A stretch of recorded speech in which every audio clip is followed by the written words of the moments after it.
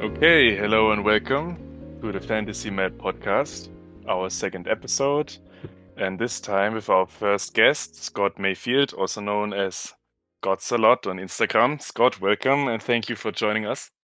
Yeah, thank you for having me. I'm really excited to be here. Yeah, we are glad that you are here. Do you want to do a little introduction on yourself, your background, what you do? Sure, yeah. So I am a fantasy cartographer. I think that's a prerequisite to get on this show. There Um, it is. Well, let's but see. Let's see how it progresses. right, yeah, okay, fair. I make maps and other handouts for companies like Valiantys and Atlassian. So that way they can run their in-house TTRPG games. They're usually used for like coaching and team building exercises, and so that's the handout side. But I also do a lot of the episode writing for those. That's for both the ones that they have filmed or televised, as well as the ones that are just meant for fun. Mhm. So there's a bit of a breakdown between each of those, and that's actually more specifically where my expertise lie. I'm more of a script and episode writer than I am a map maker. But oh boy, I love some maps. So that's that's mostly why I'm here. Wait, did you mention you work with Atlassian, like the guys who make Yeah, Jira? affirmative. Yes, yeah. I actually there's a game called Blanket of Stars that's in circulation that uses Jira Service Management Jacks as a core component of the game, and Oh I did the wow, writing for that. So this shines a whole different light on Jira for myself because I'm just a little background. I'm also an enterprise application designer, so I work a lot in Jira, oh, and I that's absolutely freaking hate that's it. So, awesome. Yeah, no, I so like, I I feel that. I get it. I've heard a lot of like mixed things from various people. Thankfully I'm not in the app development or the web development side of anything. I just get to write games. So that's um amazing. So it's called Blanket yeah. of Stars. Yeah, and I I have think to I check have that some out. stuff on the Instagram or on the 4K versions are on my Buy Me a Coffee. It's kind of like Ko-fi.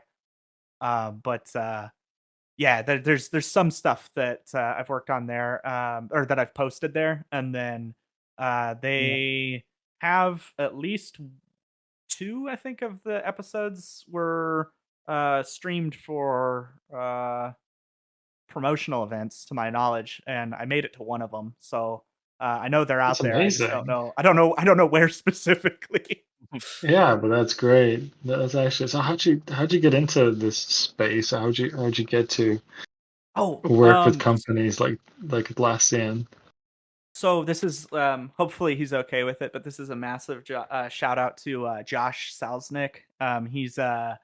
Uh he is in charge of an initiative at Valiantys where basically it's the it's the engagement initiative, and so it's and I hopefully I'm not getting this too wrong, but basically they work on making games and stuff so that way people have something to do to keep themselves engaged while they're at work. And we met through that. I I met him online, and he had something that he wanted me to look through, and then I had some prior experience as a first responder, and so I looked through it for the technical advisory side of like, this is realistic, this is not realistic, and then I rewrote elements of things and then pitched them to him, and he was like, "You wrote that so well, I want you to be here doing that." And I was like, "Really?" So that's I've been doing that for 2 years now, off and on. Oh, I haven't. I admittedly, in the last like 3 months, I haven't been working as hard there, but it's ramping up again over the summer, and so I've just came back into another role there where we're working on uh, we're creating another entire game world and another entire setting for people to be able to do more adventures in. So that's all. It's all very fun, but it's also kind of nerve wracking. So Lots of work, right? yeah, always. Hmm. Yeah.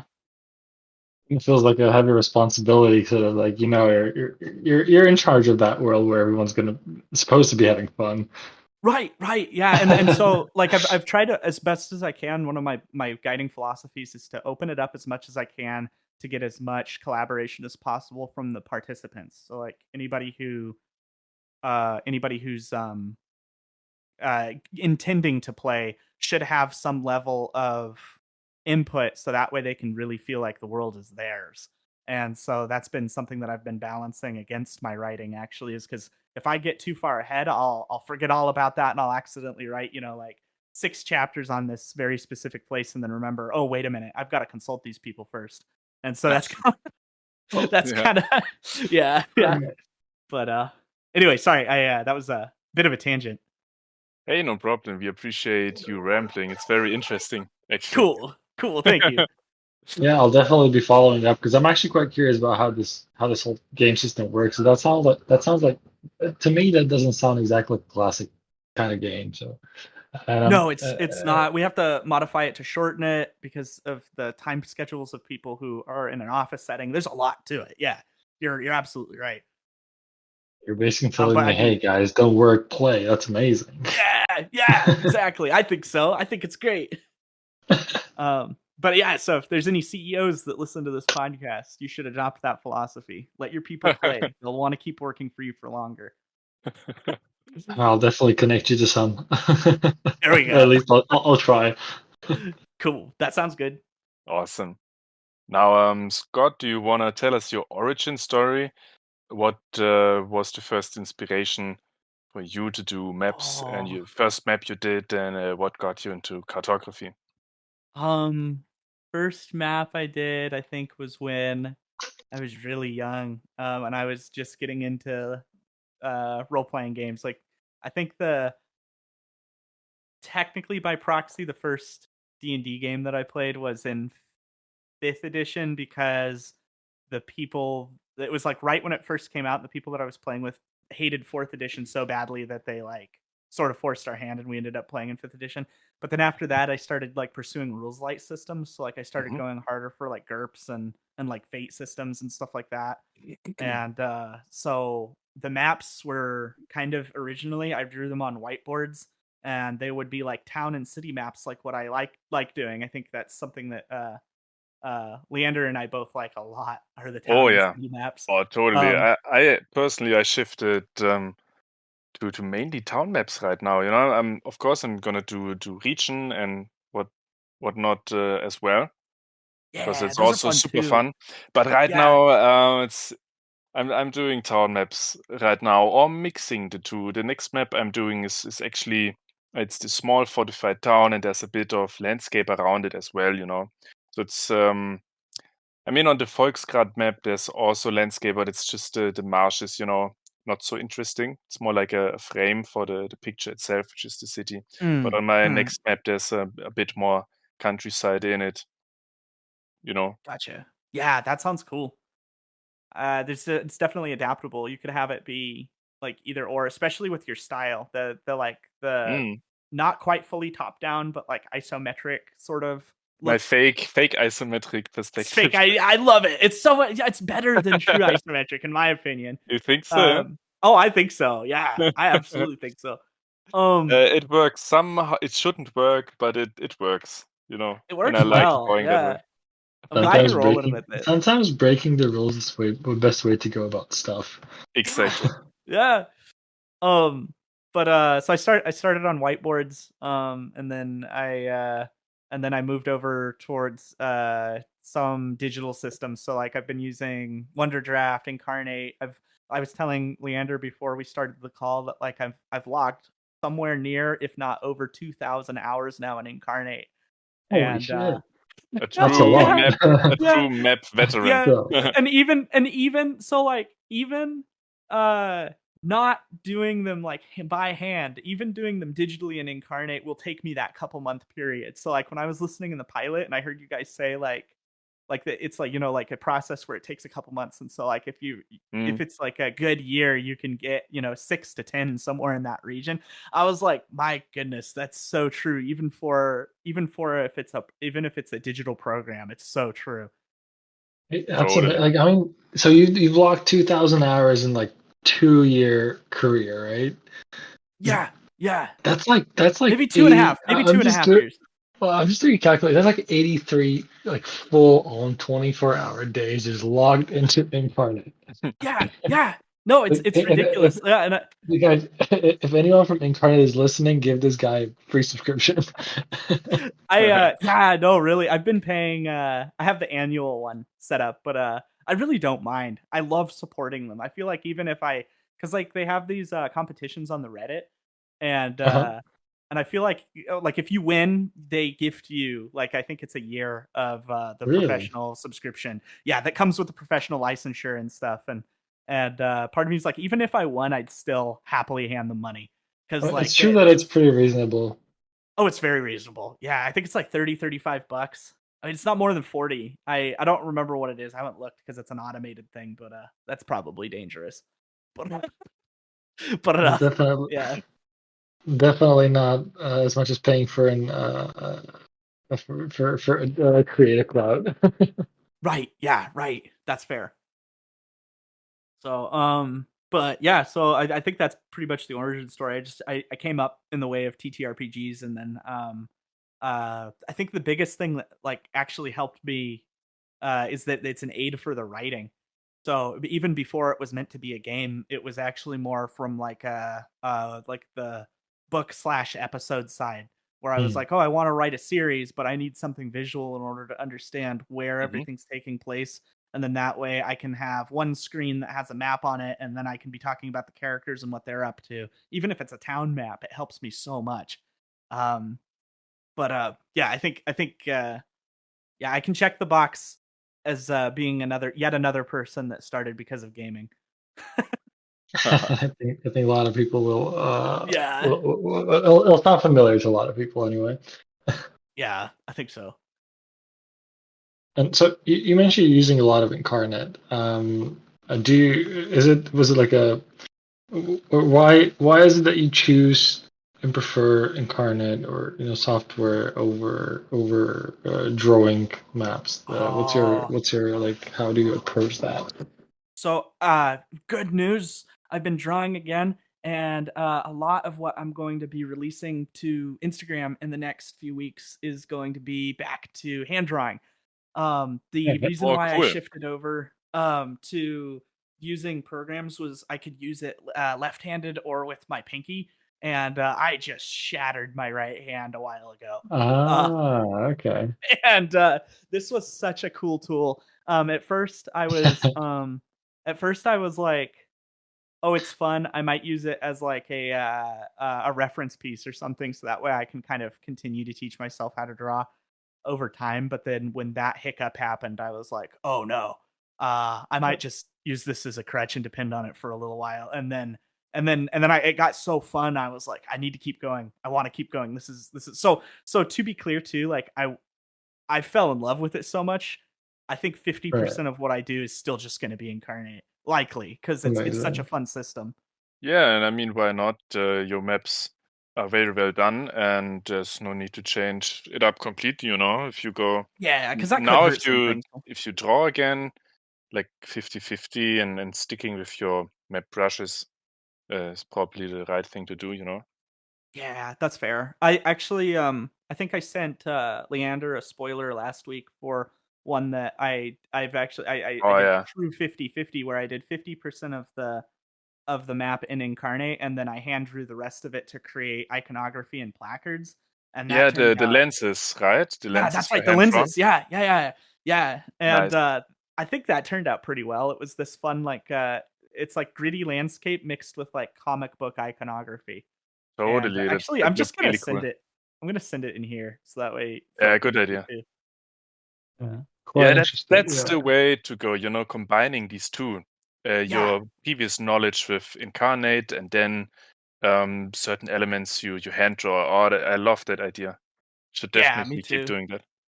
I will, and thank you for the advice. I will take that to heart because I've been back and forth and in and out of the various games so long. It's nicer to operate under the pretense that I'll never know everything. So I gotta just listen. You know. Of course. There it is. Right. Look at that. It's general stream. I think we're gonna have to share it. Wow, that's beautiful, man. Cool. That's Thank you. so cool. And Cool. do you use your own brushes or do you use Inkarnate ones? Yeah. No, that's so everything there for the iconography is just me using the basic brushes in Procreate on my iPad. Okay. So and then a couple of them I drew on a paper plate and then took a picture and then used it, imported it, and then I used my sketch and then I went over it. Oh, that's so cool. Because I was stuck eating somewhere and then I was like, oh, I had this Well, idea for that's actually quite interesting because I tried to do that, but honestly, I mean I don't have a scanner. What do you use to scan the whatever you draw? Because I just have a hard time getting paper into digital. So I guess because it was a paper plate, it's a little bit different. Whenever I'm doing something on paper that I want to then recreate digitally, and it's on paper, I take it to Staples here, Okay. and then I pay Right. the 15-20 cents or whatever to scan it in. But with this, I just went directly over it, and then I ended up cropping it in. I think I cropped it on the iPad, but if I didn't, then I cropped it on Canva. So I made it Yeah. more of a perfect square, and then I put the transparency down to about 50%, and then I put the new layer up over it, and then I just went over it a couple times. So I went over it the first time, and then I realized it was really like graded for some reason. There was like all these bubbles in it, and I was like, "That's weird." So I went back over it again, and then it looked really good. But Right, yeah, 'cause I don't know if that's helpful, but No, I was just quite curious because yeah, I mean I just don't want to buy a scanner or anything. That would no, have another piece of plans in my house, especially if I'm going to use it 4 times. So I was kind yeah, of just fair, curious okay. how you get paper to digital because I have this like couple really nice assets that I drew on just on paper with some watercolor. So I was really like Oh, so trying to there. figure out, but I just couldn't. Like I tried like scanning Oh, apps through, and I had like the latest iPhone 15 Pro, but even got that it. didn't do the charm. Like I just couldn't scan it in a decent enough quality to use as a brush. Okay, in that case, so it's sounding like what you created physically was much better than what it would transist to digitally. So in that case, I would actually genuinely recommend like an office supply store like Staples if you have Yeah, something like that. And I forgive guess me, I'll just I don't know where. I know Leander's from Germany. I have no clue. Are you in the US or are I'm you? no, I'm from Oh, Slovakia, but I live in the Czech whoa, Republic, just around the corner. Czech Republic. Okay, 10-4. Oh, that's Yeah, awesome. That's awesome. yeah, Cool. I'm learning the things. land, yeah, the land where beer is cheaper than Coca-Cola. Free Brilliant. cartographers from all over the world. That's cool. That's cool. You know, So are when you in? I started with illustration, I also used to scan it actually because I didn't have a drawing tablet. So I would scan it and then work on it and color it in Photoshop. It was at the start of my studies when I was doing a little platform game. It was called Gobo Adventure, and Global Adventure? there's still the prototype on my PC somewhere. But I did all the Oh, assets on paper and then I scanned it in and yeah, used it in Unity. I gotta look at some stuff if I can find Yeah, I it. I feel like can you show you guys are sometime. like veterans in terms of like you've been playing D&D ever since you were small. You were making Unity games. Man, I feel like I'm just like a late bloomer coming into the game, like just like last year properly. No, hey, Just I had this whole I'm also at the very start of my artist career. So don't worry. yeah, I was But gonna say too. Like Scott has the I don't most experience probably. I don't think it's like about when. It's about how, I think. You know what I mean? Like there's this like uh there's this terrible dark humor joke that I hear, which is like Albert Einstein started working on the theory of relativity when he was a teenager, so it's too late for us. We might as well give up. But but I think there's the genuineness of it is that like Bob Ross didn't start painting until he was probably easily double our age. You know, Right, right, yeah. like there's like I don't. I really don't think it has anything to do with win. It's mostly just how you engage it and what you get out of it. And I Yeah, think that's what's most powerful. yeah, I was just mentioning it in the pilot episode. Like it's just like really funny how when we talk about how long it takes to put out one map, and Yes. then I put it up against like everything else that I want to do in life and in general, and then I was like, so if I do like one map in like 3 months, that I'm almost like 4 maps a year, and then like how many Yeah. years have I gone of drawing? So it's like it's just this like massive FOMO that sometimes there's. So I'm always curious how other people approach it, but obviously like it's not a matter of when, but that. But Yeah. it's just, Yeah. I think I I definitely play into some days where I get the anxiousness, like I sit there in that anxiety and I'm like, I'm not doing enough right now. You know it's what I like mean? I have Like, so many projects, I just can't finish all of them. yeah, yeah. Yeah, totally. Like So I my just, stack, yeah, you're not alone. yeah, like my Procreate sort of like work in progress stack is just so huge. I had to create another one because it won't stack anymore. So it's like Oh, because I have so many things like I want to try this. I always like sketch out just like a first bit, then I get back to what like the big thing I'm working on. So I like always like put it in like the maybe in the future type of drawer, and it's like, damn, whenever I'm gonna get back to it. I didn't know that there was a stack capacity in Procreate. Now you've got me nervous. There is, yeah. Oh It doesn't work no. very well. It doesn't work very well, to be honest, but Oh no. it's there. Oh shoot. Okay, good to know. Thank you.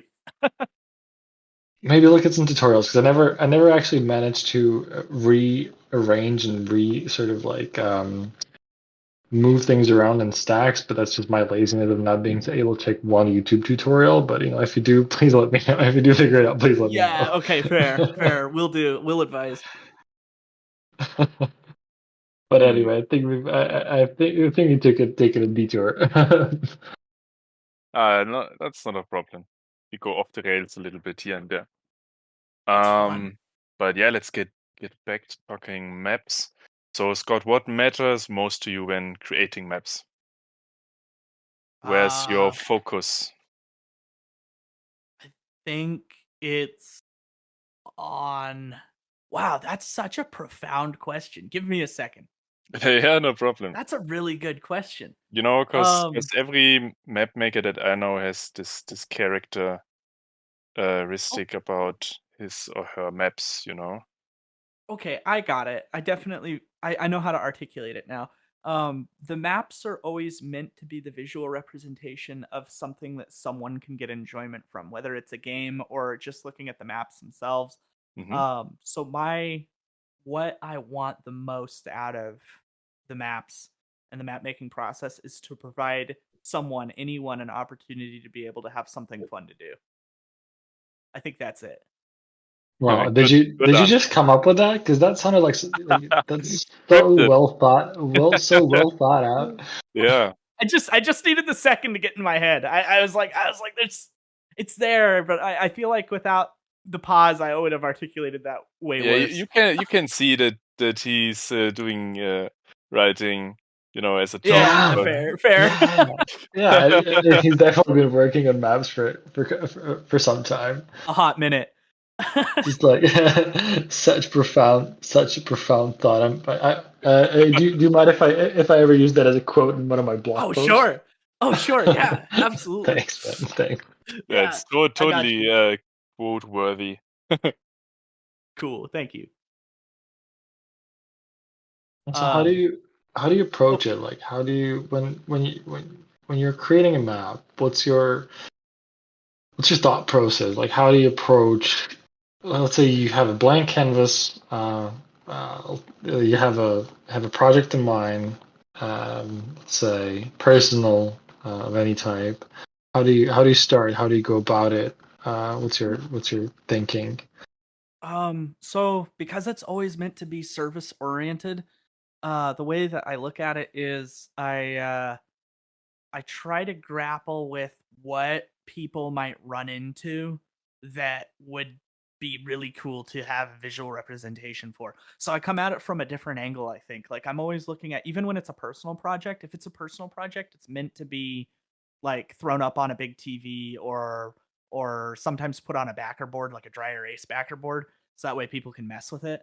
And then the idea is like, okay, I want to create something visually, whether or not that's good, so that way there's a representation. Like one of the maps that I have, that is, albeit it's not very popular, but it was wonderful for the visual representation, is the players in a game that I was running, in a private game, ended up in inside the brain of this giant god, and they had to fight a squid that had ruined his inside his head. He lives inside a deli, and this giant squid got loose inside his head and is ruining the deli that exists in his brain. And so they had to go into this, this place and fight this giant squid and subdue it. And then there was no good way to visually represent that through just me talking. And so that's why I was like, I'm going to make a map for it. And then I was like, and now I have to put it on the internet because that's really funny. How do you map a god's brain? I mean, okay, here, let me grab it. I'll show you too. Please stop. I'm intrigued in the very least. Paste. There we go. So there's Marcuccia's Inner Delicatessen. Oh, cool. Yeah, nice. Yeah. So, and then I put it on a VTT, so I used Owlbear Rodeo for that one. So it came with its own grids. Oh, sweet. I didn't have to put the grids on manually, which was kind of nice. But so it's full playable.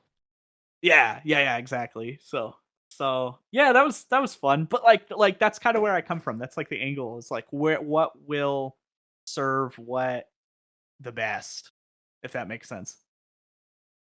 Mm-hmm. So it's basically you're looking for, if I understand correctly, is like you're trying to create this sort of visual aid that provides an environment in which people can realize themselves. Yes, bingo. That's and exactly to the best it. of their possibilities. Sweet. Yes. Yeah, see, there we go. You articulated that much better than I did. That's it.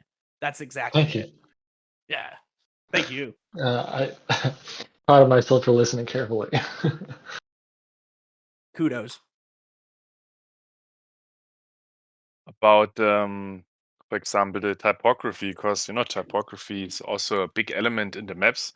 And I see on the previous map of yours that we looked at, the remnant map, used some really nice fonts there. Oh yeah. Is that in the software, or did you import it or something? So yeah, that's tricky one. So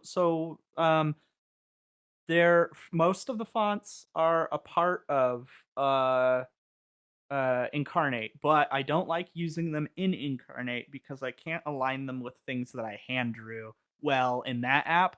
So instead what I do, or in that program, what I do is I pour everything at the very end into Canva, and then I use the same fonts that exist in Inkarnate. I just manipulate them in Canva in order to make them fit there. But I actually need a second to make sure that I'm allowed to give a shout out, or if I'm on non-disclosure for one of these things. Can you give me just a second? Yeah, of course. Definitely. Okay, cool. Thank you. Yeah, take as much time as you need. We can just edit the pause,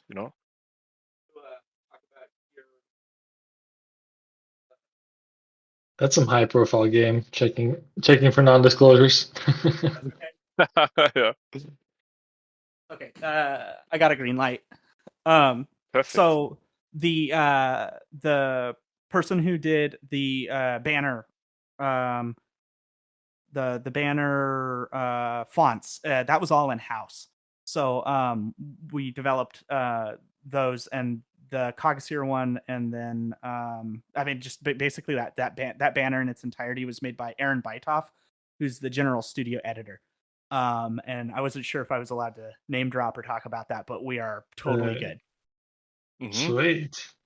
Yeah. So yeah, there are certain elements that I definitely know I can't do, so I team up with the people that I know can do it best, and so that's why That's I guess, yeah. So we've got Aaron working on things, we've got Ari working on things, we've got Leander working on other things. So it all works out in the end. It's a Oh nice yeah, full we're crew. gonna talk about your show at the end of the podcast for sure. Cool. Okay. At the end, of course, the main topic is maps. Yeah. Fair. Yeah, and you've been experimenting with the close-up lenses, as you said earlier. And of course, there's many ways where you can portray locations and cities. And the lenses is, of course, a very classy way to give insight into the, you know, city or place. With what styles of showing these places have you experimented besides the close-ups? You know. So on like town specific maps, I'm really loving this comic book style lenses, or shifting the focus so that way it's done in kind of like a color, a little bit more color than a comic book, but like just definitely more rudimentary. Um, Hmm. I've been having a lot of fun with that, so I've actually been on a different city map recently. I've been taking scene oriented elements that are taking place in like the tunnel of this place or like the alleyway of this place, and I've been drawing out specific scenes that can be found near the area where they would be, so that way there's an even better visual representation of what's Oh, happening in a nice, specific nice. isolated area. Yeah. So that's a test actually. As soon as it's done though, I'll show you guys for sure. So Yeah, even if please. it doesn't turn out good, I'll still show you because it could be a learning thing. I'm sure it's going to be fine. Yeah, gladly show us. Always Cool, will interested in do. stuff like this. Yeah, Philip, how about you? How do you portray your cities and locations? Man, I don't. At least I have hard time to do that. I mean, the most I've done, most detailed portrayal of a city that I was able to pull off, I think it was some of my hand-drawn maps. And that was I did. I've recreated a Mertana map from Gothic 3, Hmm. if you ever played, and I tried these like. Let me show you. Actually, this is the map. Here's the. I'll send you a link. There's a couple details to it, and I try. I don't see. I cannot really do any particular scenes, or I'm really bad with isometric. I have to use. Like I really have to use a lot of visual aid, which is why I tend to look at a lot of pictures when I'm trying to put together some sort of detail. So I did these like little like miniature icons, Yeah. Yeah. kind of similar to what for what you do, but like much in a much more simplistic way. I did, and then I experimented a little bit of color. I tried to do like a little bit. I'll send you another one. I tried to do a Phoenician coast, so cities like Byblos and Tyre on the coast of the old Phoenicia. Obviously, the ruins are not as old as Phoenicians, but they're placed in their cities, and I tried to color them with watercolor to give them like a little bit of a spin. Uh-huh. That's the most I could do. I'm not particular. I've tried to do those like where you do like a close-up lens, but I find those just extremely difficult. And then I have this like spatial FOMO where I feel like when I do a close-up lens, I'm sort of like cutting the real Oh, estate that I can turn into another detail of that said map. yeah. Um, Yep. I because feel to that. me, when I work on a map, I have this like I do consider myself not a very good you know painter slash illustrator. I cannot just do like particular scenes. So instead, what I try to do is take the most simplistic elements I can find, and just turn them into these like complicated, detailed scribbles that sort of feel very detailed, and so that they inspire the viewer to sort of zoom in and think, well, what could be behind this line and that dot? Hmm. I'm Fair. just trying to go like I'm just trying to like sort of like overwhelm the viewer with the detail instead of instead of having like a nice shiny scene done up. I still haven't figured out how to do that. Well, it works. I mean, just look at the map. Looks absolutely beautiful. Right. Thank you, Gosh, sir. I'm looking Thank at you, the sir. Phoenician coast, this northmost city, the way it sprawls and interacts with the elevation changes looks crisp. Like, this is great. Thank you. This is He awesome. makes Yeah. so much with the 2D city Yeah. symbols. He does a lot with it. Like, Looks I want to really play a good. game in that town right there. I'll definitely draw it for it if you want. And then Sweet. I'm also a fan how you did the roads with these little dots. I've never seen that before. Which ones? The one behind the little arc? Oh, the All shit. the roads. Yeah. In It's the like Gothic tiny movie dot map. roads. Oh, the Gothic map. Yeah, I did that only I think Wait, once. did you I have post more? Oh, you posted more. I was looking at the Gothic map all the time. I was just looking at yeah, all the details. I did 2 maps, and honestly, I stole this from someone, like or borrowed. Let's say you got Uh, inspired. Yeah, inspired. There we go. The artistic way of saying I was just too tired to figure out my own shit. Fair. Yeah, I saw that. I can't remember. There's some Instagram. Yeah, I'll find him. This guy has amazing black and white hand drawn maps. But I haven't looked at his stuff, so it doesn't show up in my stories recently. But I'll find him and send him. So I definitely just kind of borrowed that style. I mean, we all start somewhere and we borrow, or let's say get inspired, and then we adapt our own styles out of it. But you gotta learn somewhere how to draw a mountain, and then you can do it in your own way. Once you get the hang of it, then you get the basics. Right. Right. That makes Yeah, I sense. mean we've talked a lot about that in the last episode, and I'm definitely I have given it some serious thought, to be honest, because I actually I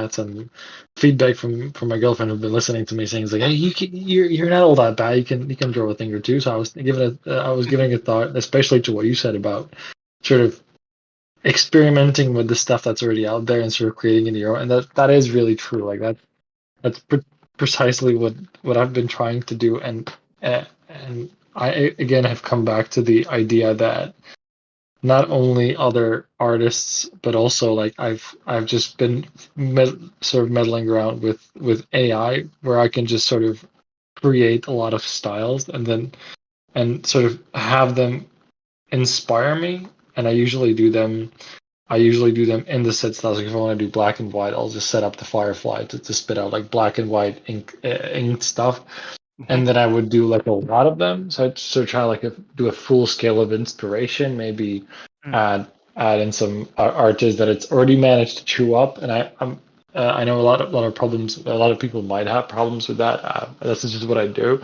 and then I sort of I redraw it a couple times, and then as I get it into my hand, then I try to sort of diverge from that and add in the elements that I have. So this is my way of saying I definitely agree with what Leander has told me last time. It's really that is the learning process, and I That's the have been doing process, it yeah. too. Yeah. And it's not so different for me, when I'm still at this stage, I'm still browsing Pinterest for cool ideas and inspiration. And I would never steal anything, but just get inspired, and look at a bunch of different artists and whatnot. And of course, I also use reference, especially pictures. When I draw a tree, I Google a picture of a tree. Not necessarily art, but just photographs, and then I use that as a reference or just as inspiration. And Philip uses AI, so he generates his reference, and I search it somewhere else. But you need reference. Every artist needs reference at some point. I'm the And we king of talked about it. convenience. King of Yeah. convenience. Yeah. Oh, I'm So it's looking like, at the second map, and I'm really impressed with the watercolors. That looks really beautiful. thank you, Yeah. thank you, And then that ship with the sun there, really nice. dude. And the maelstrom, I really like it. Yeah, thanks, man. I think that was like third map that I draw like, or fourth that I draw like ever since I started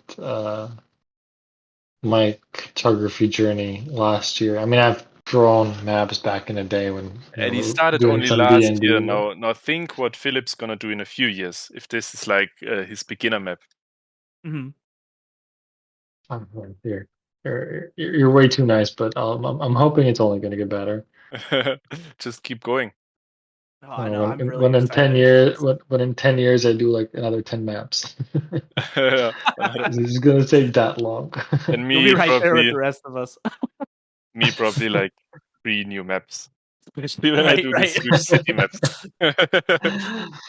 Yeah, we'll give each other we'll just give each other heads up and Yeah. and the heartfelt compliments. Nice. Right. Like, hey guys, I made a new one. I know it's been 2 years, but and I know you haven't heard from me, but Yeah, there's a I'm back reason. I'm back I'm back online. online. Yeah, yeah. I even shaved my beard. Awesome. Yeah. Yeah, that's true. Yeah. Oh, It's but yeah, go good. yeah, sorry. It's cool. Question: world building through maps. How do you tell stories and convey stories and world building? I think Scott knows a lot about that he can tell us. Yeah, okay, that's fair. Me and my Hopefully it's not difficult like questions. too. No, no, it's good. It's good. This is fun. Um, Something that I like to do sometimes, especially if the map is meant to be used by a many episode arc where people do various things, and there's like, gosh, how am I trying to word this? I like to create different iterations of maps to better show when players have had lasting impacts and consequences on the terrain.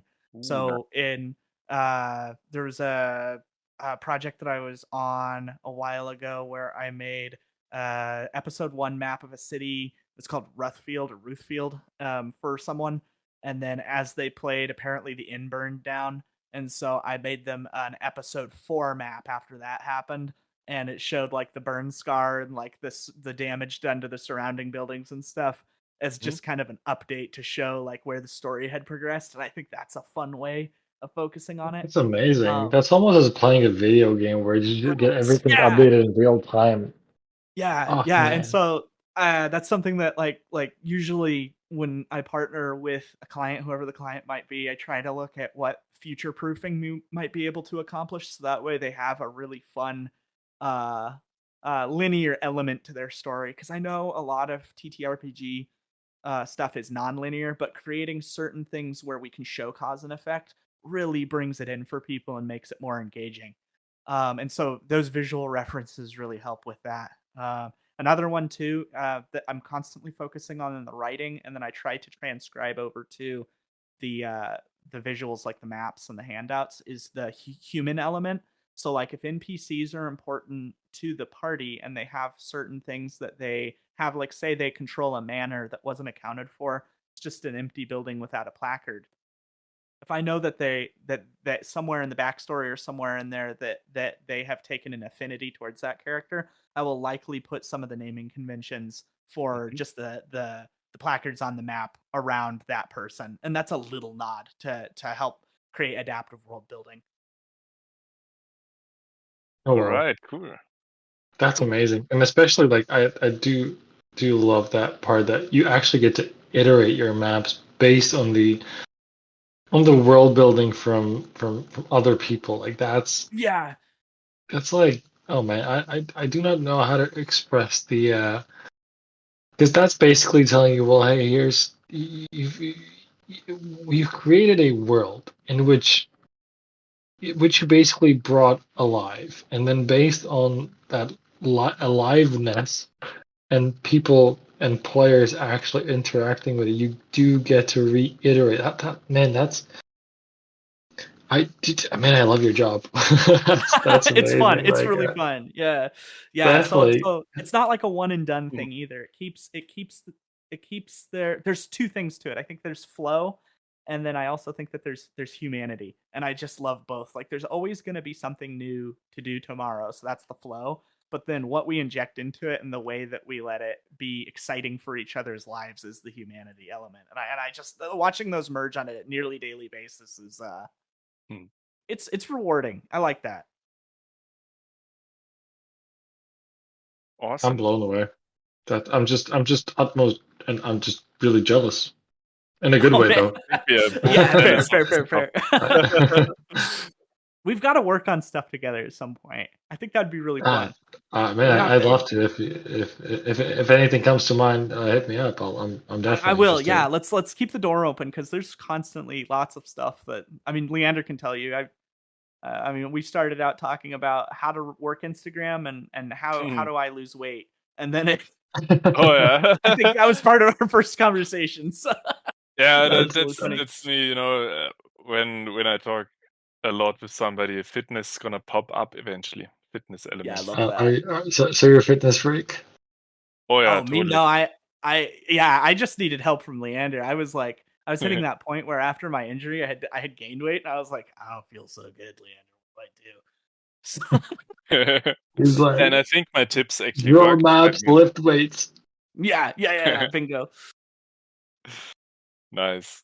Yeah, right. We started talking about the maps, and then you were so kind as to help me kickstart my Instagram, and then you made a generous donation, and then we did the collab with the map Yes. for your show, which we are gonna talk later about Cool. Scott's TV show that's coming up at some point, I'm sure. At some point, yeah, it's a work in progress. It's far off, but yeah, that sounds good.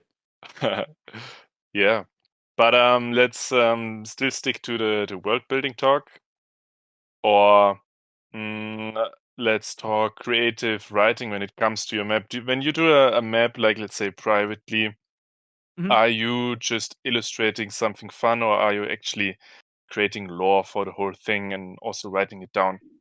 It really depends on the client. I've had probably, let me think, this year. That's adaptive, so I could if I wanted to.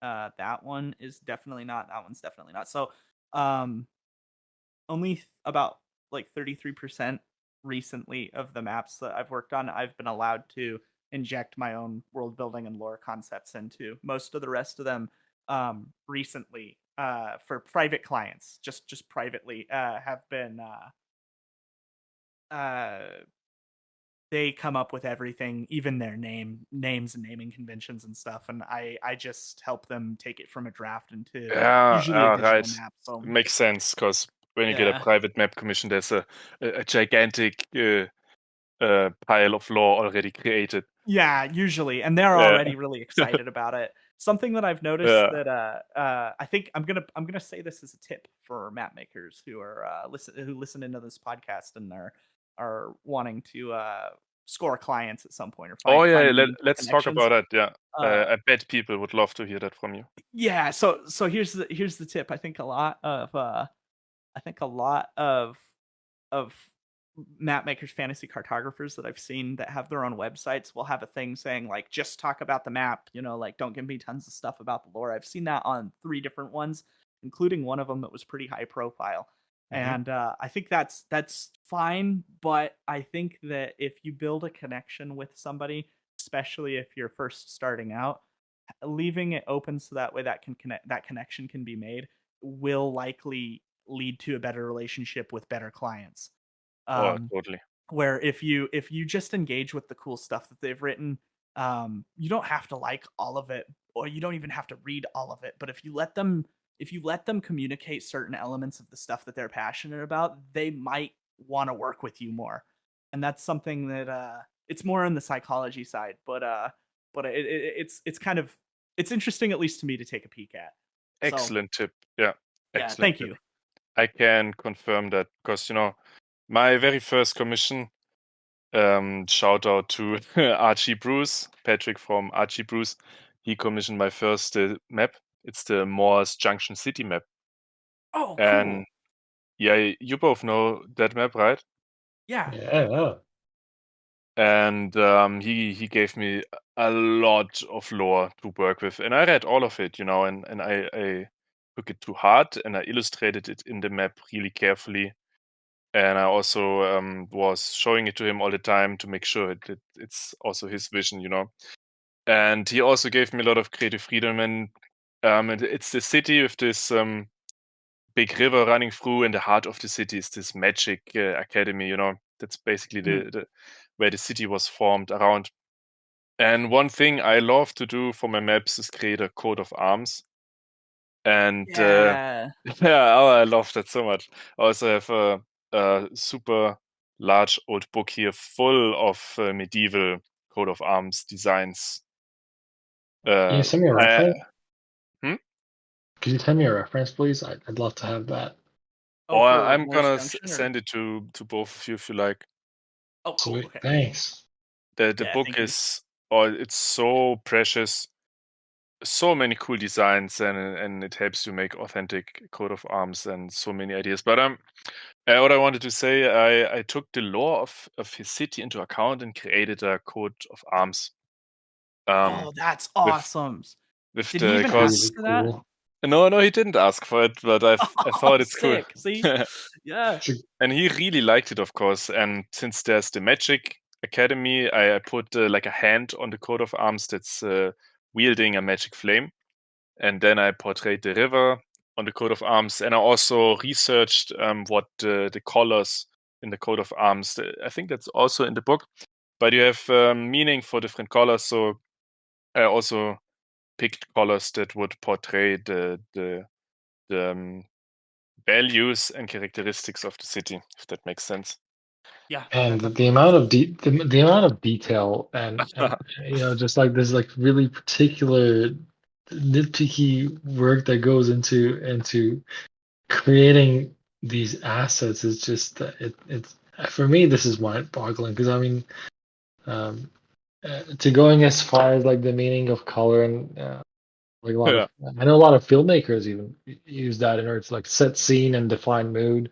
But yeah, like having that in coat of arms and like anything you basically trying to do for world building, that's definitely going up above and beyond for Thank client you. work.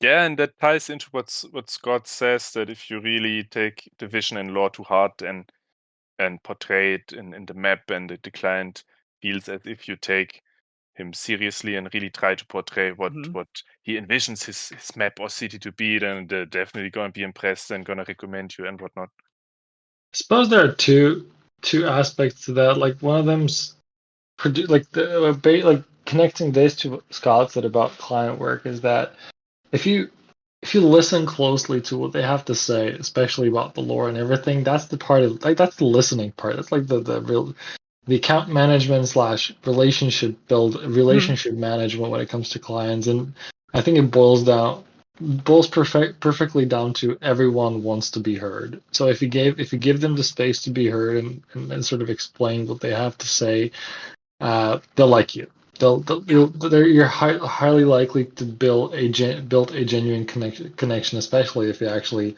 not just letting them talk but listening actively. The second part is producing quality work, and that comes with taking that active listening skill and transforming it into the final product, which I suppose applies to maps when it comes to and especially like map makers who want to do their best client work. Yeah, that's absolutely it. Like Yep. you gain Spot on. value not just from the map making, you gain a lot of value by being a good team member. Yeah. Like that's that's brilliant. That's it. Yeah, spot on, Philip. Yeah. Yeah, that's it, Philip. Thanks. I noticed sorry, I know I'm looking at Morris Junction again. I could not figure out for a long time, like months. I could not figure out why you had a pretzel and a banana until I realized it's a food court because I started seeing like the bakery and then the blacksmith, the smithy shop icon. I realized it was an icon. I thought there was just a massive pretzel laying on the floor this whole time. I was like, hey, that's cool. Oh, it's so But random. it's a food I court mean, why icon, not? isn't it? Yeah, it's a sausage and Oh, pretzel and it's a sausage. I thought it was a banana. Oh no. Okay. I'm sorry. You're not Okay, I see it. colorblind, are you? I hope not. No, I was No, you're playing. right. It's way darker. I was playing Kingdom Come Deliverance when I drew this map, and that game has the best maps and mini maps and level maps in any game. And they also have these nice little markers that I took heavy inspirations from. And Patrick is using this map in his D&D campaign. Oh, good. And That's awesome. so I wanted to convey some points of interest of the city. For example, there's the coin purse, so there's the merchant. There's the sausage and the pretzel, so there you can buy food, Then the smithy, there's the bread, the bakery, armory. What else is there? The bookstore, potion store, herbalist. Is that the leaf? Yeah, that's the herbalist. Yeah, cool. Okay, I thought so. I have the map on my wall here, actually. I printed out some maps and put them on my wall. Sweet. A little narcissistic, maybe, but I like it. Hey, let's call it like self-motivation.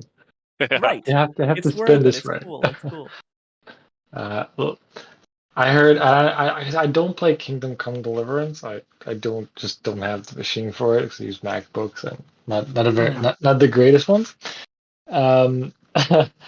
But apparently, and I know Leander's an archer, and I'll probably come back to archery in every episode somehow. Oh yeah, but I we have heard, to. At least a I little hope bit. so. I loved hearing about the archery. But so apparently there was this like fan club meeting down in Czech Republic because I think it's from Czech Republic, from if not from Warhorse Studios. And Yeah, I think so. apparently, so there's this like strongest bow in the whole game. I'm not sure the name is, but it was made by a Czech bowyer named, I think his name's Arnie, and you can find that they actually commissioned a bowyer to create this like best bow that's going to appear in the game. And if you go to the castle in Český Krumlov in the south of the Czech Republic, you can actually go see the real life bow from the Kingdom Come. What? So if you're ever down there, make sure to head over there and check it out. I still have yet to go. Oh, that's so cool. That's Yeah. real life lore. That's so cool. Yeah. And I liked how they actually used. I actually thought about like having someone down here local creating a piece of equipment, especially like this like sort of like legendary item, and having it connect to the real world. I mean, for me, that's just such this like these are like the little details that make up like the perfect piece of work. Yeah, the developers of Kingdom Come are really awesome. And there's the second part coming this year, actually. Really? Yes. Oh, that's cool. It looks so sick. You have to watch the promotion video. Really nice. I will. I definitely I'm going to later. Yeah, that's cool. I doubt I can run it on my computer, but I will try. My potato computer. Does it run on Steam Deck maybe or something like that? Or do you need like a proper machine? Nah, I have my old gaming PC. Don't ask about the specs. It's decent, but if there's a game coming out this year, maybe on low settings I can play it. Some emulator or something. There we go. Yeah. But you guys, you gotta look. If you don't know the game, you gotta look at the in-game maps in this unique medieval style. Because it's so beautiful. I'm just gonna post it real quick in the chat because I have it in my Pinterest. But I've watched my brother impressive. play, but and he actually had me get the game, but I haven't opened it yet, which is it's really addicting. I have so many. And games. there's an interactive map of Kingdom Come Online. Oh wow! Ooh, there's not. And I see there's an archery range. Yeah. Sick. Oh, I love that. That's just so neat. It's got this like sort of like loose goofiness to it, but it just looks so good. Scott, do you want me to post it or are you researching? Oh yeah. Send it. Oh, there's so many. There's for the different close-up towns. There's maps for that, and then for the whole game map. What am I gonna send? Let's do this. Can I make a episode request for someday in the future? Of course. Yeah, definitely. Can do it now. Oh, cool. Okay. Can Philip at some point go into detail on how to do the website? Because I'm looking at the Phil's Worlds website alone, and I'm like, this is so clean. This is so nice. Thanks. Yeah. Thanks. Yeah, I mean, I'd be happy to. Cool, awesome. I'll I'll be I'll tuning in definitely. anyway, but I'm gonna be really excited for that one. Yeah, but if you do need, I mean, I've been working, I've been creating websites and applications for like better like most part of my career. So if in case you do need you just want a consultation or just like chat about anything when it comes to websites or apps, just hit me up and we can have a call just anytime you need. Cool. Okay, that Be sounds good happy to too. help. Sweet. Oh, cool. I got that. I got the link. Wait, is the town called Ratty? Ratty? What? That is Rattay. How do you Ratty. pronounce Okay. it, Philip? You know how to pronounce it. Which one? The one in What's it? the How do you spell it? I can't find it. Oh, I it's posted in it the general chat. very bottom. Let me see. Oh, that Rattay. would be called Rattay. Yeah. Rattay, If yeah, that's the Ratty. Czech Cool. spelling, Okay. that'll be Oh, Rattay. cool. Yeah.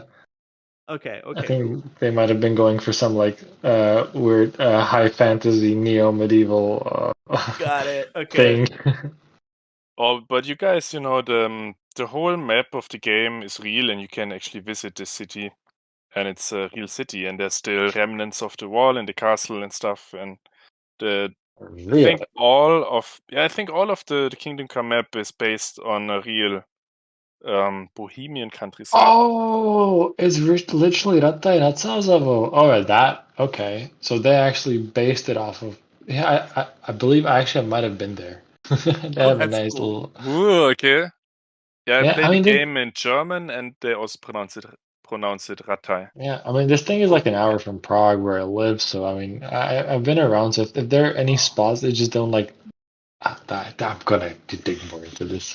That's so I'll just cool. have a list of places where I've actually been. Make you guys a bit jealous. Cool. Yeah, seriously, I am. That's all in the good way. In the good way. That's That's so awesome. cool. I didn't know. And I've been also inspired by exactly these maps and how they use this medieval fake perspective,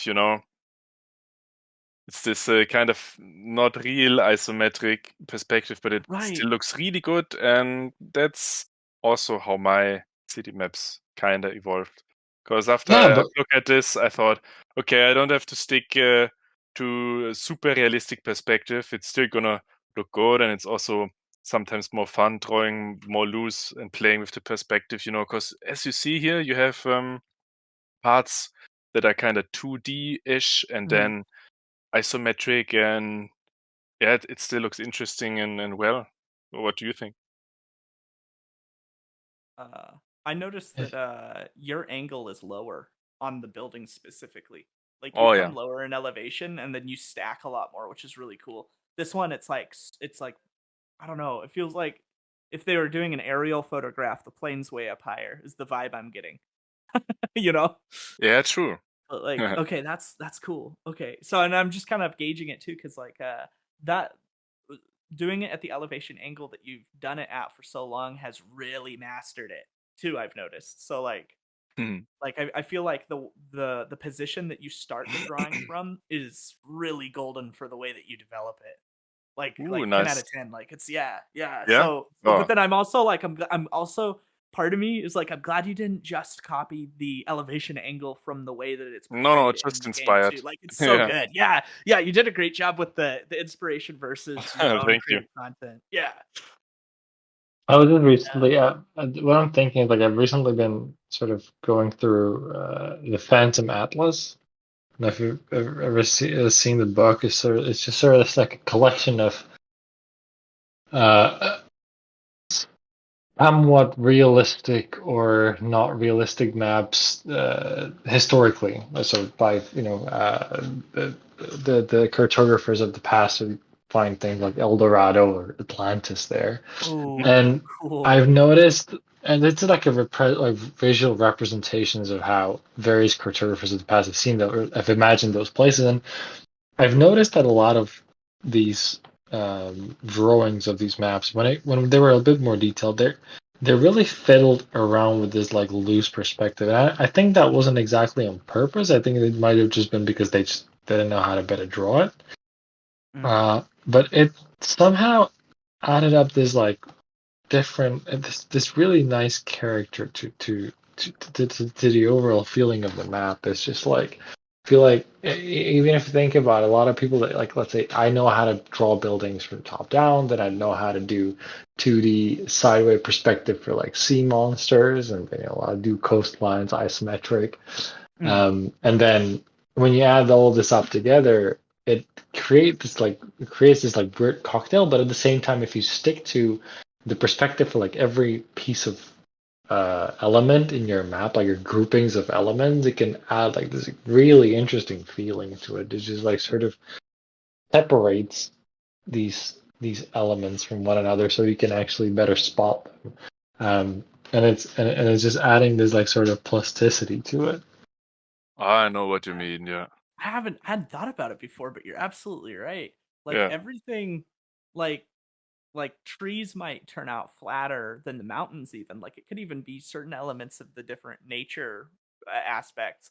Like, because if you put grading on like one side of the mountain to show like where the sun's falling or something, but you don't have nearly as much detail on like the trees and they end up a little bit more two-dimensional, that even is Yeah. a separation, I feel like, for the styles. But it still looks really good once it's all put together because it's kept. Like the certain trees are gonna look, a little bit different from the different areas, maybe, but like for the whole map, I feel like if it sticks with a certain style for one element and then another style for a different element, that like brings it together more, I feel like. Like Yes, I honestly, agree. look at the old stuff, like old cartographers like Terra Nova Right. and all these like Americas, during the Age of Discovery, they just been like doodling shit. Like a lot of it just they just Fair. didn't they were trying to portray land. They weren't artists. Like I assume a lot of them weren't artists, so they weren't like perfectionists with perspective and everything, and it just had this like.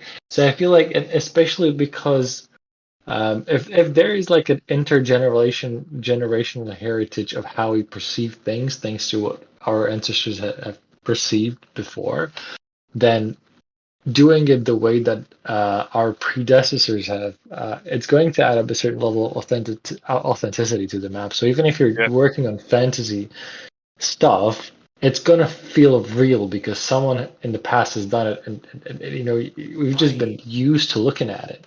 Right. That's That's fair. I just feel like it should be like, hey, this just really strikes me as this when Marco Polo has done this before, and it's like, I've seen this in a gallery or museum, and it's like, this feels so real. That's a really interesting level of depth that Super I hadn't interesting. considered. Yeah. Cool. Honestly, recommending Phantom Atlas if you ever have time for some extra, and it's like a really good toilet book, where you have like there's like I don't know 100 maps or 150 maps. Oh yeah. And I've always everyone thought has of that. like a 1 to 3 pages of reading, so like it's just about enough to sit with yourself and have a little Whoa. read. Yeah, I'm Definitely writing this down right recommend. now. Awesome. Definitely recommend. Yeah, I've got it brought up in another tab. I'm looking at it now. I'm gonna save it so I can get a PDF. But oh, that's crazy. Some of these icons are wild. That's the So much weirdest interesting fish stuff. I've ever seen. Oh yeah, there's a lot of weird stuff going on. That's cool. That's cool. Nice. Sorry to ask this. I hopefully there's enough space that it can get cut if this is a weird question. But like, are we good on timeline stuff? I'm not sure how long things are supposed to run, but Oh, we talk as long as we like. okay, cool. Yeah, we're really freestyling this, Freestyle. Joe That's fair. Rogan style, 5-hour episodes, There we go. There we go. as long as it Yeah, no flows. worries. We've got it handled. Okay, cool. Oh, an interesting talking point, especially about the Kingdom Come maps, because when I think about Renaissance maps, perspective is also kind of weird because they had no way to fly with a plane and look down. So they kind of had to imagine how it would look from above, and thus the perspective is, how can I say, a bit crooked and not perfect. And I think the same theme is taken up in the Kingdom Come maps, but you have no way to look at the city from that angle, so you kind of have to imagine it as an artist. Right. And that's why it looks that way. Especially Renaissance city maps. It looks very interesting if you want to look that up. Then you know what I'm talking about. Renaissance city maps? Mm-hmm. Like Paris. Do some Google searching. Yeah, same. I had this page bookmark that just contains so many historical maps from, I suppose, Renaissance as well. But I think I've lost it again. I have to check. Yeah, Renaissance map of Paris you could look at. Paris. And it's also I found the Paris one. It looks kind of like my style, 2D elements in it, and just looks like a lot of fun. And it stems from, of course, a lack of knowledge how it would look from above, but it's so cool. There's a lot more gonna post top-down elements. If I'm looking at the right one, I'm gonna post it in the chat. There we go. Yeah, this is it. I'm looking at the same one. That's like a weird top-down / not top-down. Yeah. Because they kept it top-down enough to show the supporting infrastructure. Like you can see all of the roads really well, but it's also set up so that way you can't really see the houses that are on the north side super well. So I mean, it's a good visual representation. If I was on a hill looking, in that region at that time, I feel like that would help a lot to know. If you're sitting in a Renaissance helicopter looking at Paris. Yeah, yeah.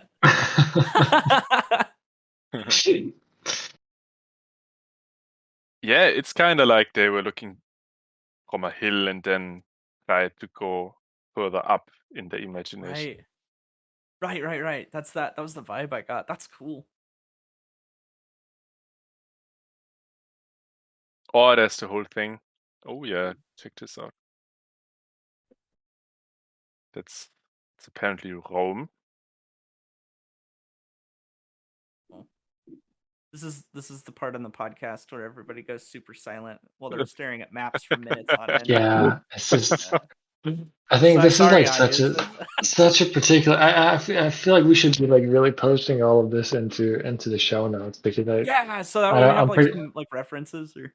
I'm pretty sure a lot of people will be able to geek out to this, and even if we do the video of the live drawing, we can definitely lay over the maps that we're looking at because like putting them in the corner or something. Just lay over the boring drawing because honestly I'm just coloring cliffs right now. but yeah, I feel like this is where everyone just geeks out. It's like let me see this. yeah. Bring them in. Make it more inclusive. That actually sounds really cool. How did these old timers do it? Yeah, because some of these are like I was reading that first one, the Paris one, and it was 1575. That's crazy. Wow. See, I'd be really interested how ancient if we're talking, let's say Rome.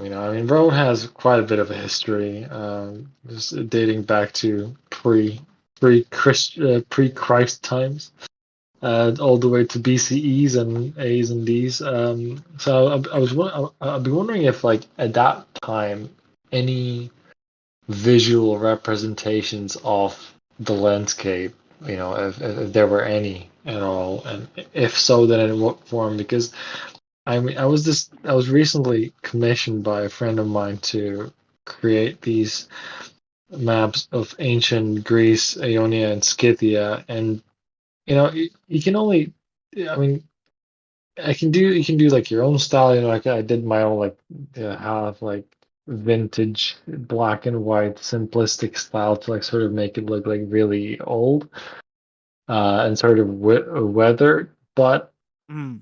we're talking like circa 500 BC, and I'm thinking at that Oh. point, if there was anyone, how did they portray the world around them or the places that they've been to, and how could that be brought into a map? Because I'm honestly I've not done, or I have not done enough of that research, so I have not a lot to show for it.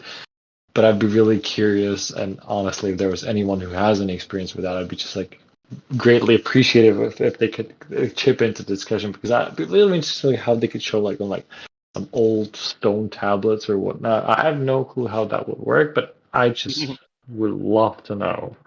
Yeah, me too. Same. Yeah, that sounds Because really cool. we're still thinking this is what, like 500 years ago. So we're thinking that these are the records that we can still kind of. This is not the ancient. This is not the Rome in its glory. Like this is the new school Rome. This is where they maybe Right. already had some like basic pastry that they would call pizza with one Z. Let's get some ancient cartographers on the podcast. Like people that have like some really specific knowledge, and that would be.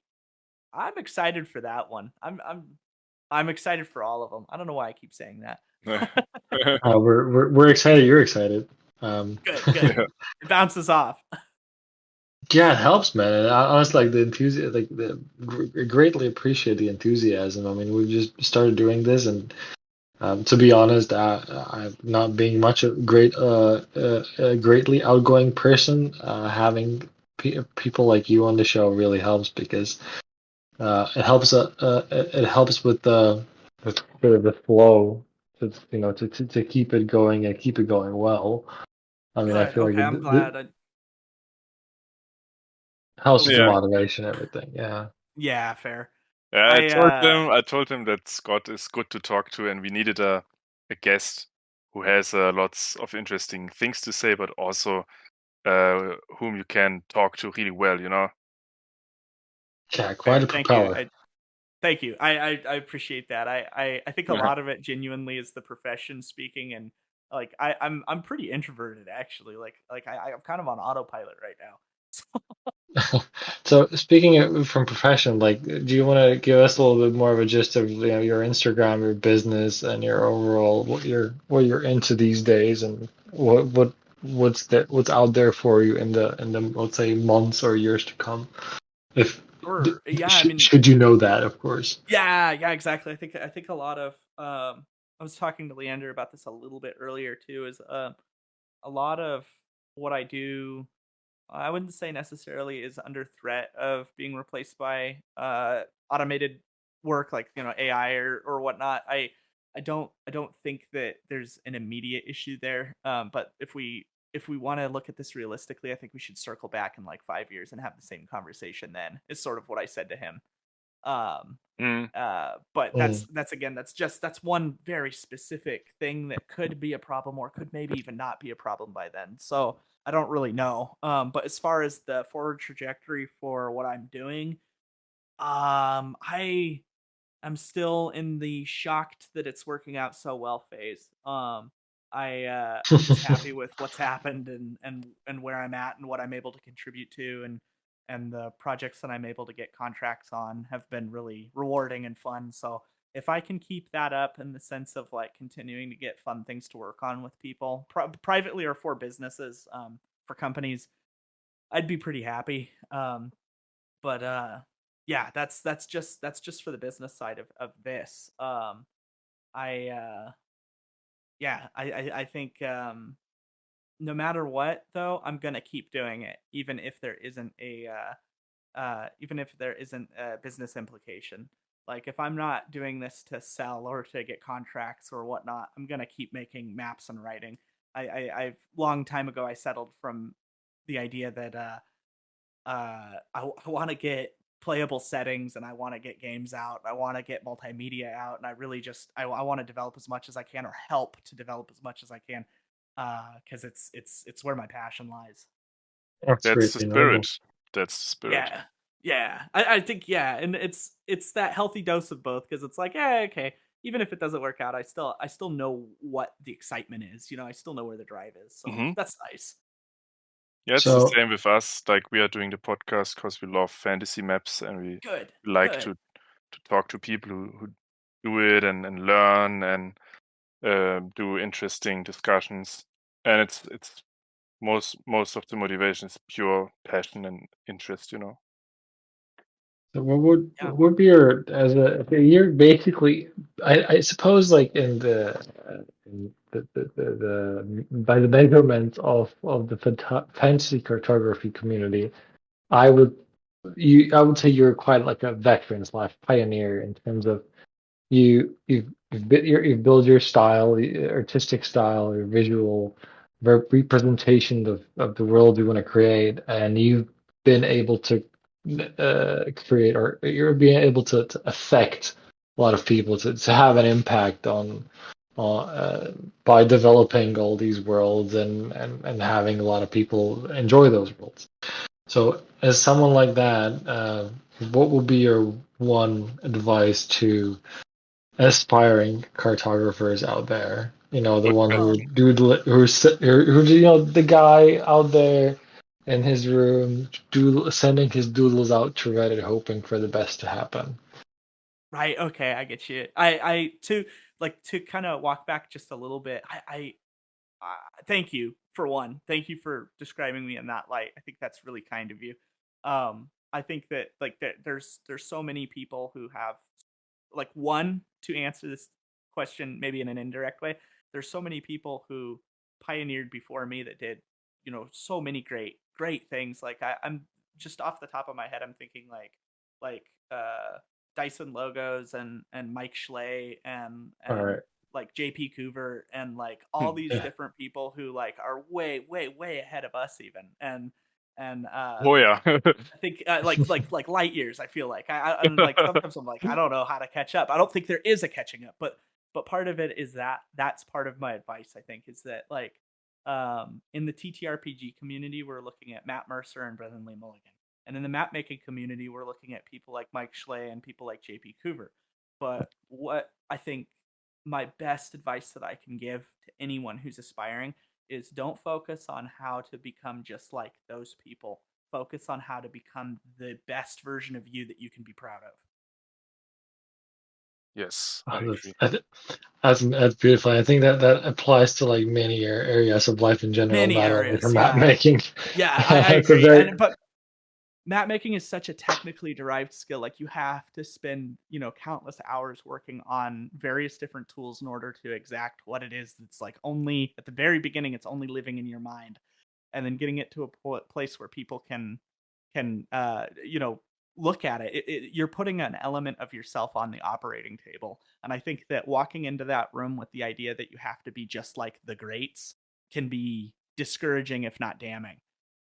Oh, And totally. so Don't compare yourself. yeah, Yeah. don't do it. Yeah, it's not worth it And in any and what way. what helps, even the great masters, if you scroll down at their posts and you look at their very early work, you can see how much they improved, and that Yeah, they started absolutely. also very humble attempt almost at map making. Most of them, if you go far back enough, and that helps you to see, that they haven't always been like that, and they spent maybe 10 years, maybe more, Yeah, finding their style and perfecting their techniques. So now you see these super beautiful maps, but of course, no master is born. You gotta learn over a yeah, long period of time, and that helps to put things into perspective. So it's not so intimidating, that you look at these masters and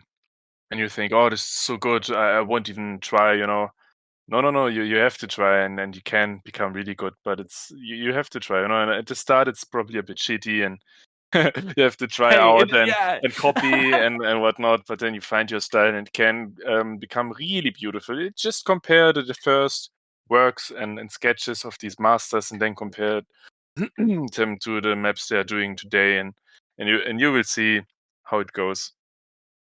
Yeah, I feel that. I think to show some of that journey, I kept at least a couple of the the whiteboard maps that I've done floating around for various various things, because it's kind of fun to show. It's like, okay, well, everyone starts somewhere, and I think that if you talk to a lot of the people that have reached mastering either a program or an art style, like a physical art style, they'll tell you that they're definitely not. Like I certainly, even with the veteran status, to quote Phil, I wouldn't say, like, I think I'm always going to be learning, and the day that I stop learning is the day that I should stop doing maps.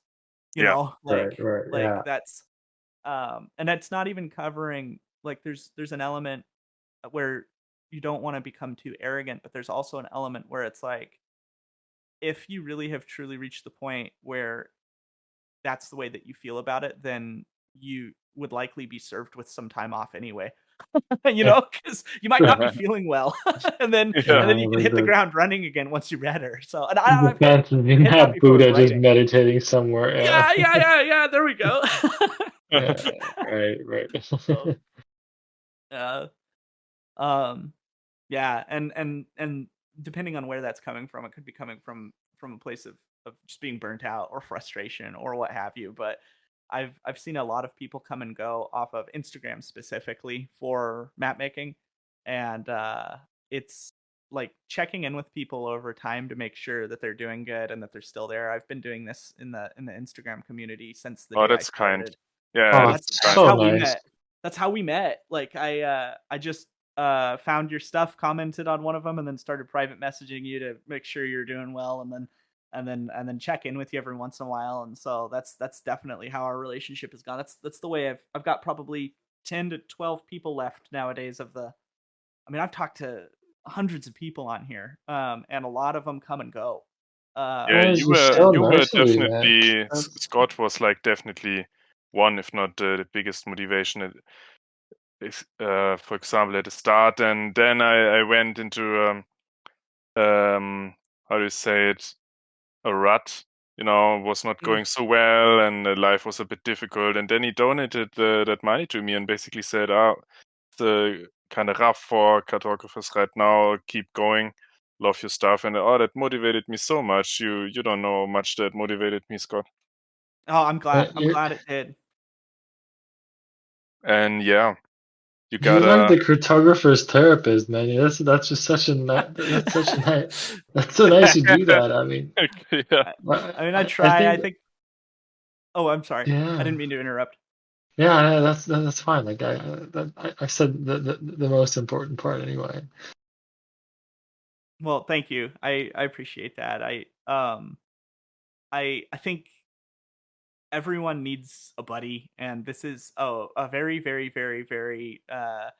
I've said it before. It's a very niche art style anyway. So having Yep. people to reach out to and talk to, not even for collaboration, but just to go through the day to day of, like, man, yeah, things have dipped. Like not getting any traffic, not getting any clients. What's happening? And then working on it from the structure of there's two choices you can make from that conversation. Is it a I learned this from my significant other. It's are we going to talk about strategy? So how do we improve our business model, or are we going to talk about that it just sucks and you need somebody to pat your back?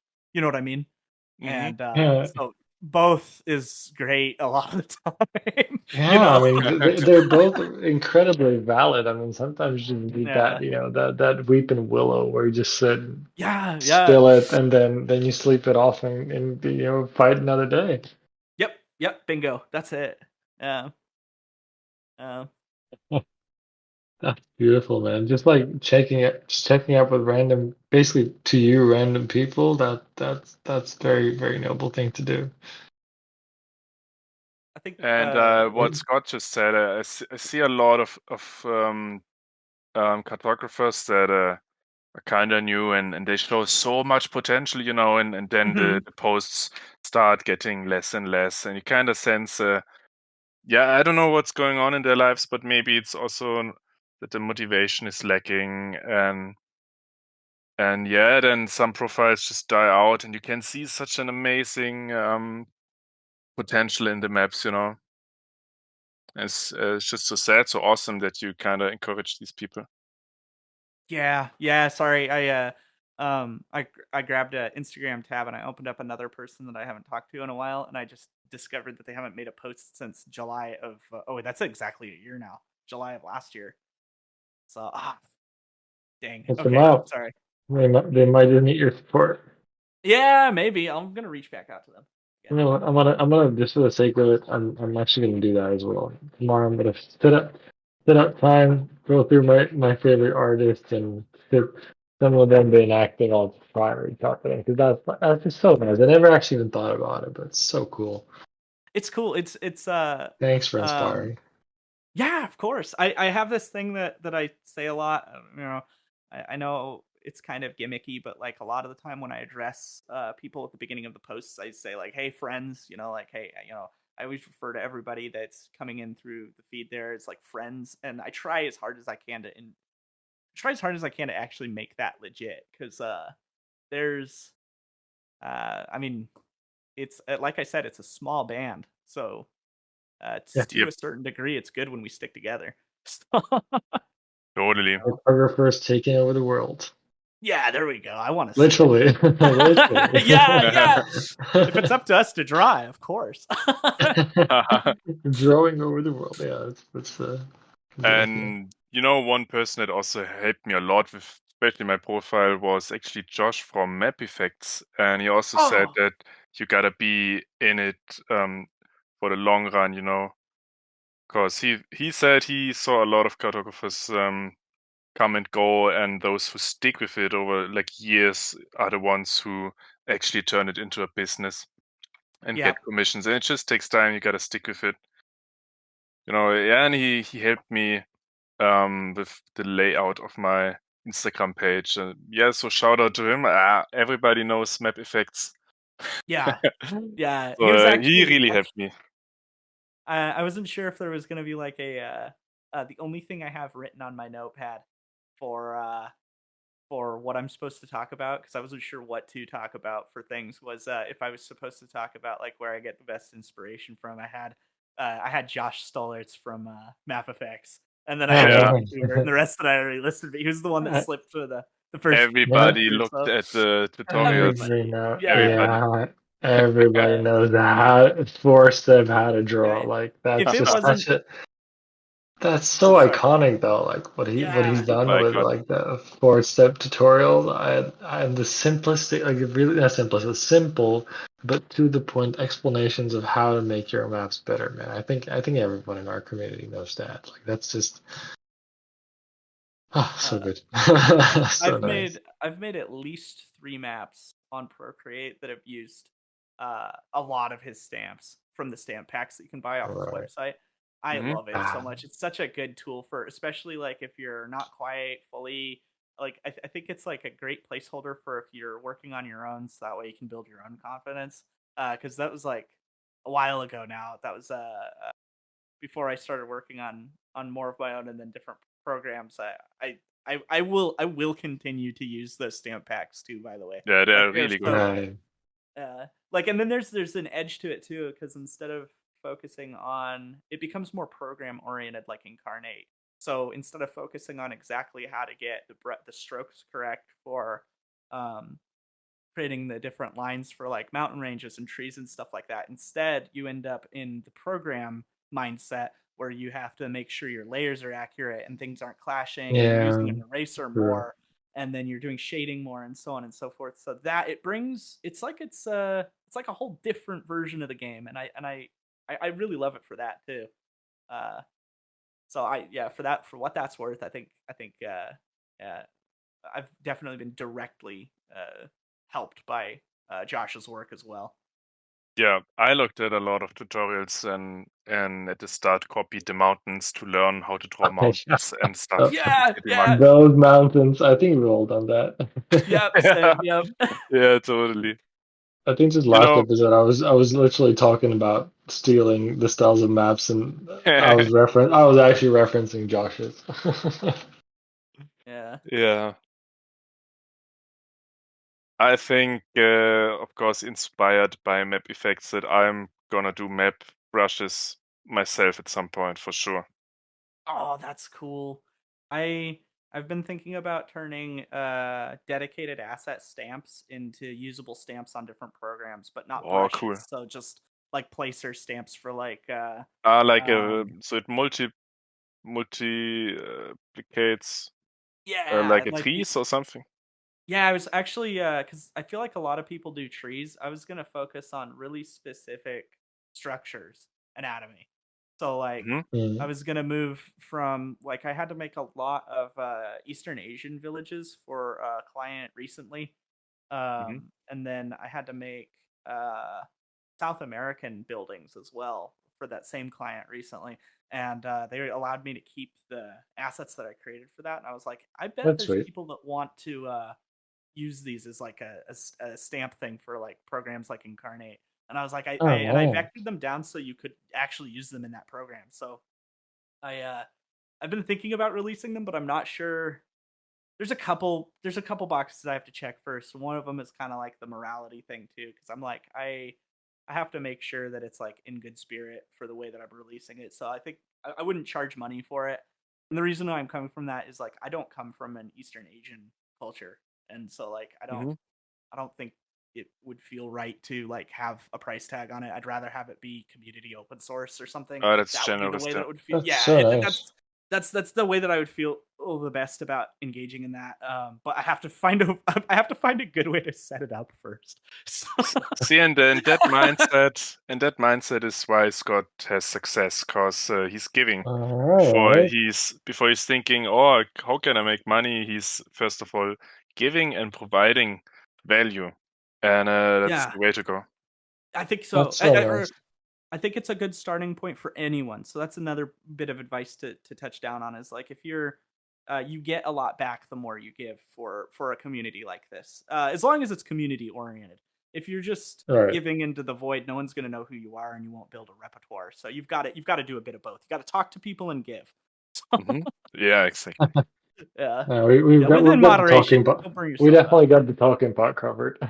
Yeah, there we go. Brilliant. Let's start with the giving now. Perfect.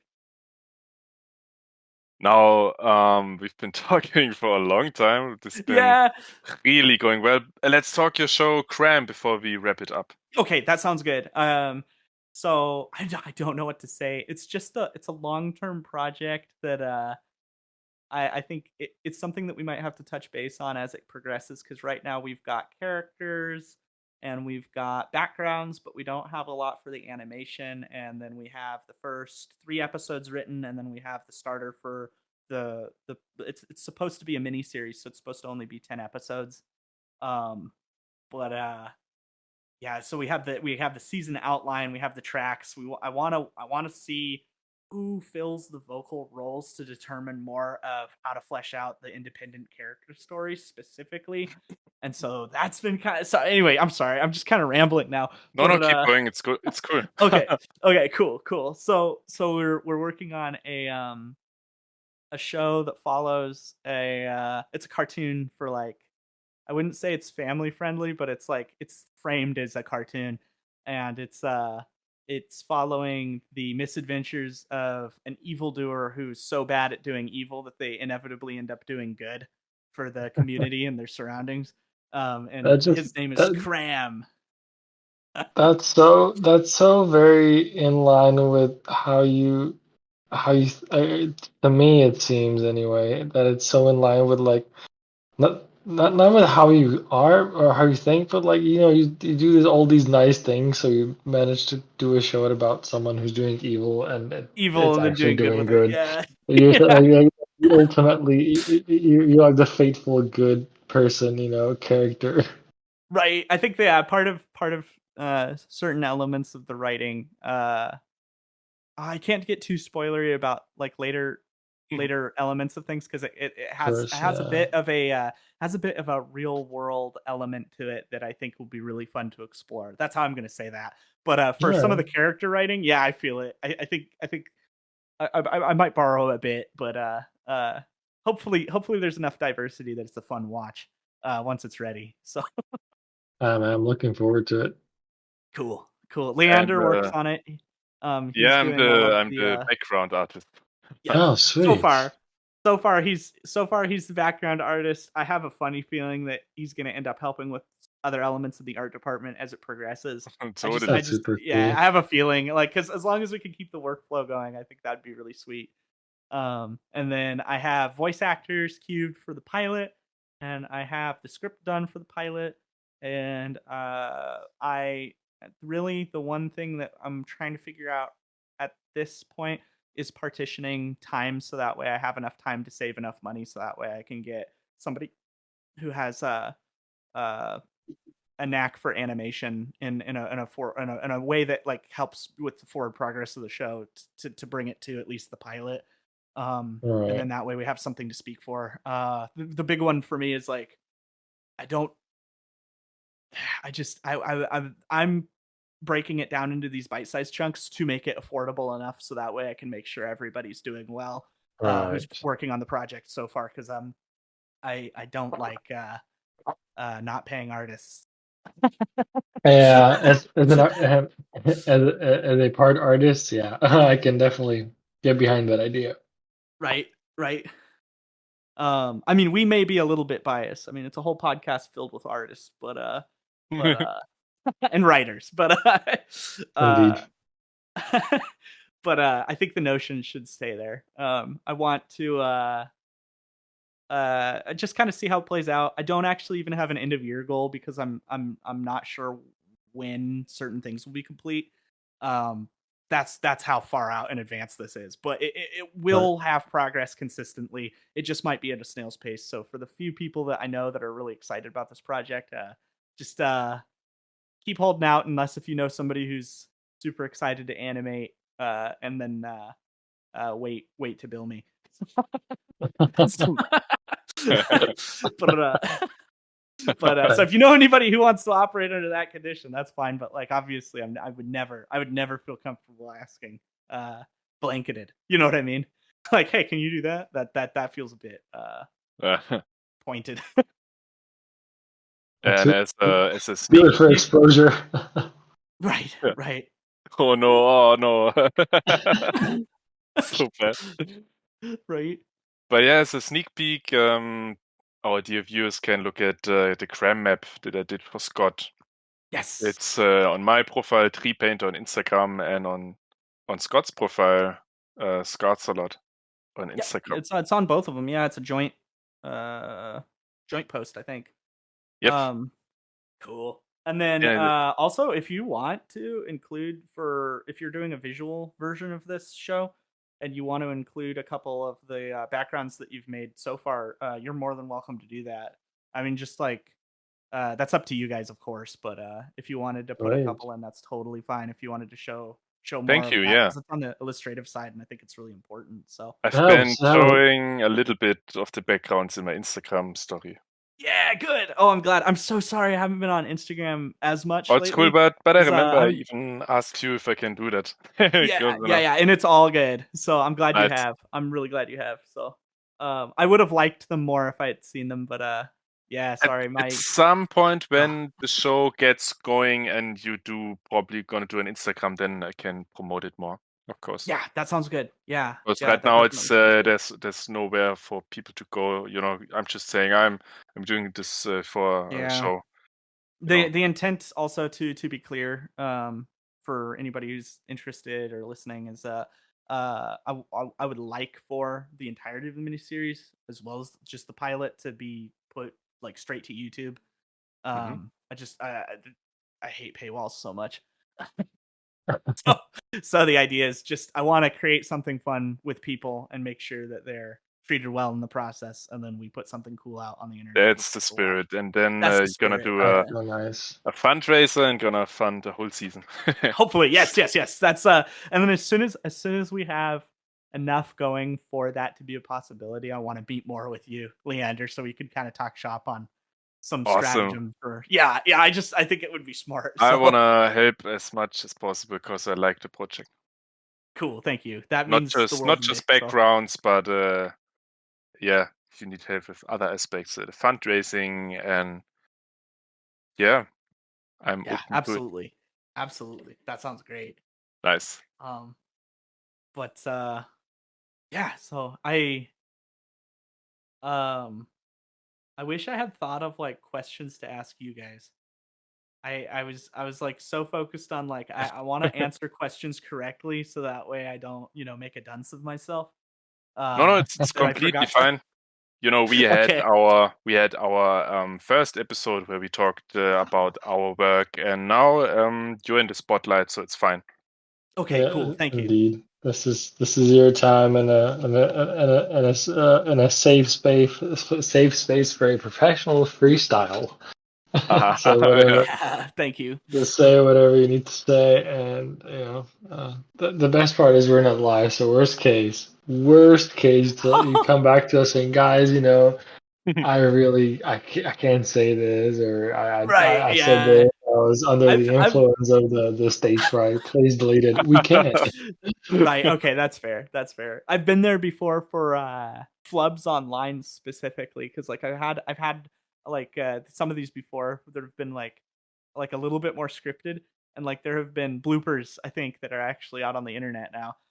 Where Man, there there was this one time I was in a live studio and they put this like atomic clock that was ticking down like right in front of where I was recording, and I was like, "What is that?" but That's scaring the shit no out of me. pressure, no pressure. I was like, "What is that thing?" So, that was really funny. Uh, But yeah, no, this is really chill. Thank you guys. yeah, this You're was awesome. welcome. Thank you for coming and taking your time to do it, because I feel like this was a really good kickstart to what we're doing here. Good. Yes, I'm glad. I'm really glad, and I'm happy that I could participate. And you guys are such good hosts. You guys are really. so Yeah, good. Oh, really. that's nice to hear. And I'm Because we are still learning. You know, second episode. that's We never have done anything like this before, right, Philip? Oh, no, never. I always get nervous once I start talking, knowing there might be other people listening to it. Oh, yeah, yeah, me the too. first episode I was also nervous. So. It doesn't change. I don't think like there's always that awareness in the back of your. Anyway, sorry, getting too meta, but um um yeah, no. If I think of questions for you guys, is it okay if I type them in? Oh yeah, Like if I could think definitely. of something that would be really fun as like a prompt or something. If I type, I mean you don't have to use them, but if I think of one, I'll send them to you. So Sure, Yeah, sure. definitely. cool, That'd be really cool. I'd appreciate sweet, that. okay, cool. Yeah. Like the audience wants to know, and then the audience is just you know uh cool. So far, I think as of today, we've got 19 listens and 8 followers. So Nice. we're happy to welcome everyone on the show. Is that Spotify? Yeah, we're on Nice. Spotify, and I posted some on my Um, website as well. But just to in case someone wants or maybe doesn't have Spotify, which I think Imper Podcast is completely free at this point. right, Maybe we can right. upload it to YouTube as well with the footage of the drawing Right. you did Yeah, I while think that'll talking. work. I'll I'll once we're done recording, I'll get the recording and try and ship it over to you. It'll probably be pretty good. Big, or you can do the audio, and I'll stitch the video in. Yeah, that sounds good. cool. I'm gonna wait until later, but I'm gonna message back in with you guys at some point to talk about how I can help spread the word and work with the fan base that I have on Instagram and other platforms to Oh, that would be try to so get more nice. Oh, messages to. thank you Yeah. so Yeah, much, man. cool, Appreciate that big time. but that'll be I'm gonna wait a bit on that, and then I'll probably hit the ground with that tomorrow, and then I'll see you Yeah, guys. of course. Yeah, Of course. Hey, cool. no No rush. worries. We're definitely not in a rush. Okay, cool. Thank you. We'll keep going slowly and steady until God knows when. Yeah. Fair. Same here. Sounds good. Nice. Well, Philip, do you want to do the outro since I did the intro? Indeed. So, yes, so thank you very much. Thank you, Scott, for being here, for sharing your time with us. It was a pleasure to have you. As always, you can find all of us on Instagram. All of our handles will be in the description, and we'll be looking forward to having all of you amazing, beautiful guests on the next time. Thank you very much, and we'll see you soon. Yeah, thank you, Scott, and see you next time. Sounds good. Thank you guys again.